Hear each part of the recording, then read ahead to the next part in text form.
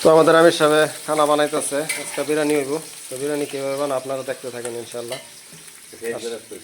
পেঁয়াজ বেরেস্তা হয়েছে, এই যে প্রথমে পেঁয়াজটা এইভাবে লাল করে অল্প পেঁয়াজ ভাজ্যা উড়াই লইবেন, তারপরে যে পেঁয়াজগুলো থাকবে এভাবে দেখাইলে আপনারা কী করবেন, বাজবেন। ঠিক আছে, একটার পর একটা স্টেপ আমি দেখাইতে থাকবো ইনশাল্লাহ। আজকে আপনারা এই ভিডিওটা ফার্স্ট থেকে লাস্ট পর্যন্ত দেখলে ইনশাল্লাহ আপনারা বিরিয়ানি কীভাবে বানায় সম্পূর্ণ ইনশাল্লাহ শিখতে পারবেন।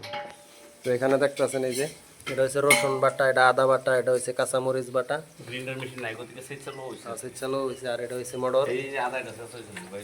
আর এই যে আপনার শুক্কা বাগুন এভাবে কাটতে লইবেন, পেঁয়াজগুলো এভাবে কাটবেন। ঠিক আছে, আর আলুগুলা এখানে এই যে আছে কাটা হইব, পরে আলুটা প্রথমে কাটতে হারে ইনশাল্লাহ এটা পরে চিন্তা করা হইব। আর এখানে এই যে দেখেন ব্রয়লার যেটা আর কি, এটা প্রথমে গরম পানির মাঝে দেয় ঠিকছে এইভাবে আপনারা উঠাইয়া লইবেন, গরম পানির মাঝে ফালাইয়া দিয়ে বেলারাই লইলে ব্রয়লারটা এমন হয়ে যাবে। ঠিক আছে, গন্ধ করতো না, খাওয়ার টেস্ট পাবেন। ঠিক আছে, তো আমাদের রেকমত ভাই পেঁয়াজ কাটতেছে, বিলাহি কাটছে, আমাদের এই যে কারি সাপ উনি আগাল জোগাল দিতেছে ইনশাল্লাহ, ডেক দই আনছে। তো উনি আমাদের খুব একজন গুরুত্বপূর্ণ সাথী হয়, কাজ করে আমরা জামাতো গেলে ওনারা ছাড়া যায় না, ওনার হলে আমরা জামাতো যাই, কারণ উনি জামাতো যাবো খেজমত করে। তো বিরিয়ানি বানানির প্রথম স্টেপ হয়েছে পেঁয়াজগুলো এইভাবে আপনারা বাজ্যা লাল করে উড়াইবেন। ঠিক আছে, পরবর্তী স্টেপ আমি দেখাইতেছি ইনশাল্লাহ।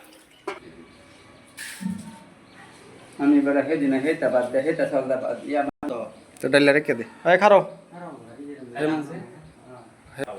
তো 2 নম্বর স্টেপ হয়েছে চাউলটা ভাজতে হইব। হ্যাঁ, এই যে তেল দেওয়া হয়েছে, তেলের মাঝে অল্প পেঁয়াজ ছাড়া হইব নাকি, এতে অল্প দাও, এটাই বললে তো। হ্যাঁ, 2 নম্বর স্টেপ হয়েছে পেঁয়াজ কুচি দিয়ে অল্প ভাজবেন, অল্প জিরার গুঁড়া ছাড়বেন, তারপরে অল্প এটা কি লং দিতে হইব অল্প। ঠিক আছে, লঙ্কা, জিরা, পেঁয়াজ কুচি, তারপরে আপনার চাউল, চাউলটা ভালো করে ভাজতে হইব। হ্যাঁ, চাউলটা যত বেশি ভাজবেন সেন্ট টেস্ট তত বেশি বাড়বে। একটু লড়াইয়া দিবেন, চাউলটা যাতে ভাজা ভাজা হয়ে যায়, গ্যাস বাড়াইয়া দিলে তার বেশ নাই।